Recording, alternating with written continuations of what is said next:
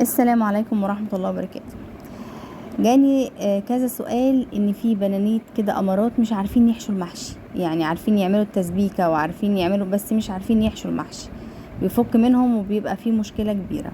طبعا جوزها بقى بيزعل بقى وبيقارن ما بين اكل امه وباكل مراته، بيلاقي بقى ان الاكل بتاع مراته بقى مش متظبط والمحشي فاكك، ويعني الموضوع ايه مش لطيف.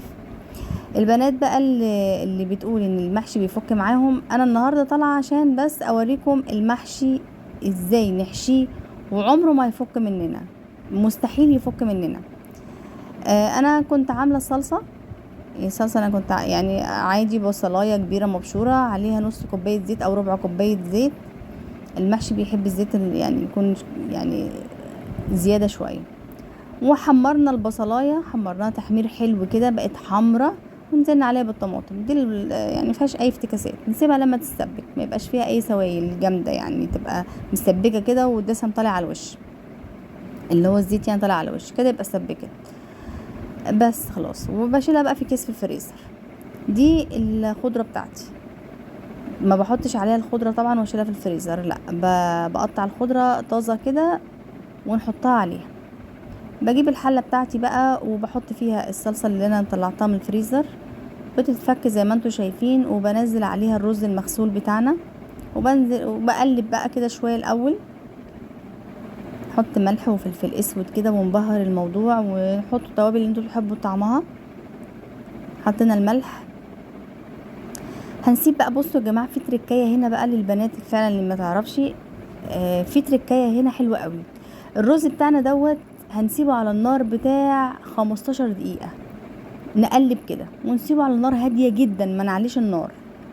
هيديني نتيجة الفلفلة. هنحط الخضرة بتاعتنا، طبعا الخضرة بتاعتنا شبت وبقدونس وكزبرة. هيديني رز مفلفل جدا في قلب المحشي، مش هيبقى فيه سوائل، مش هيبقى بيشر في ايدينا كده، لا خالص. هنبصوا انتوا شايفين الرز بتاعي مش مفيش سوائل في الحلة، مفيش مية كده عايمة كده في الرز، لا ده مش احلى حاجة. المية العايمة في الرز ده اللي هو مبقاش مظبوط، اللي هي الصلصة بتبقى خفيفة كده وملهاش لازمة. بصوا اللي عندي انا كده سبته على، بصوا هو ماسك في المعلقه ازاي، بيمسك بقى في المعلقه، والرز بيمسك في بعضه، مش معجن ومش مستوي اصلا، لا. احنا بنشوحه تشويحه حلوه، التشويحه دي تخلي الرزايه تمسك في اللي جنبها، وتخلي الرز كده تمسكي حبه تحطيهم، لا بقى ينطور على ايدك. بصوا هو ماسك المعلقه ازاي، ولا ينطور في الحله، ولا يعمل رز، ولا يشر، ولا الكلام ده خالص. انا مقطعه كده كام قرن فلفل في الحله من تحت عشان انا عايزه المحشي بتاعي حراق. بصوا هبدأ دلوقتي ايه، بصوا انتوا حتى حبة الرز اللي انا واخداهم احنا بنحط طبعا قليل، ليه؟ علشان خاطر الرز بيكتر. بصوا بصباعي كده بضم صباعي اللي فوق وبلف باللي تحت وبضغط بصباعي، بيبقى معايا تمام التمام. انتوا هسيبكم انتوا تشوفوا يعني انا بعمل ايه عشان تعملوا زيي، وان شاء الله المحشي بتاعكم عمره ما هيفك اصلا. بصوا استحالة الصباع ده يفك، استحالة.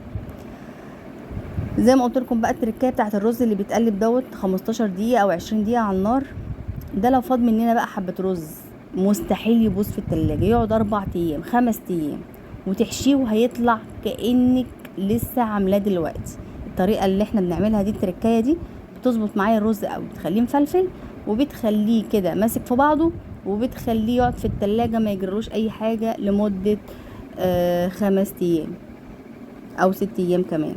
نحشي حاجه يعني، عندك محشي يعني عملتي محشي وعايزه تقعدي يومين ما تعمليش محشي وفايد رز كتير، احشيه بعد 3 4 ايام، ولا كانك لسه عاملاه. ما هو التشويح اللي احنا عملناه ده بيظبط لنا الموضوع. لكن اللي فيه بقى سوائل وميه وعايم كده، ده طبعا ارموه على طول، مش هينفع. ده كده المحشي بتاعي هيطلع مفلفل قوي، مظبوط جدا، سواه كده يبقى جميل جدا. السوا بتاعنا، بصوا انا بضغط بصباعين التخان دول وبلف. السوا بتاعنا بقى ما نحطش ميه لدرجه ان انا ابقى شايفه الميه والحله كده موجود، يعني عايم على وش المحشي، عايم على وش شوربه. لا يا جماعه، مش ميه، قصدي شوربه.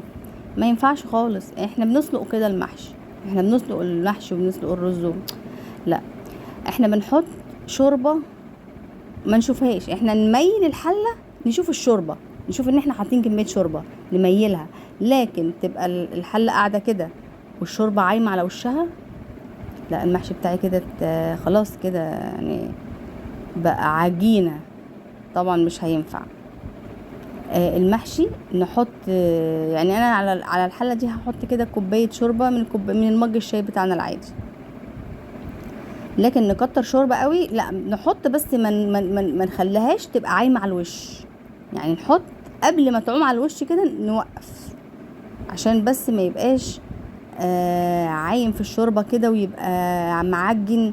دي حاجه من الحاجات اللي بتعجن الرز، ان احنا نحط شوربه كتير، ولا ما ينفعش نحط شوربه تعوم على وش المحشي. انا بلاقي الناس بتقول لك ايه، حطي الشوربه لحد ما تيجي على وش المحشي. لا طبعا، لا طبعا يا جماعه، ده كده يعجن ويبوظ.